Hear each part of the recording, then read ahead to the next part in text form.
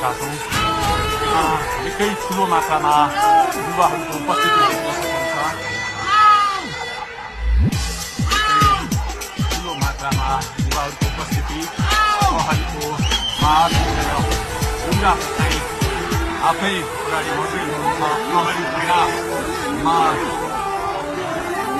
प्रहरीलाई गाडीले घेरेर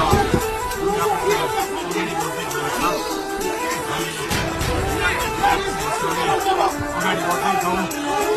यहाँ कसैले रोक्न सक्ने अवस्था छैन। जसरी प्रहरीलाई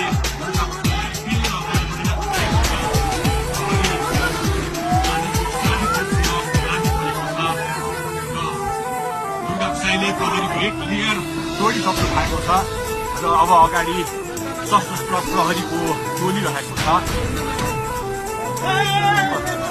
उहाँ अगाडि बढिरहेको भएको छ। यो गाडीमाथि प्रहरीले हुँदा लाठी चार्ज गरिएको छ।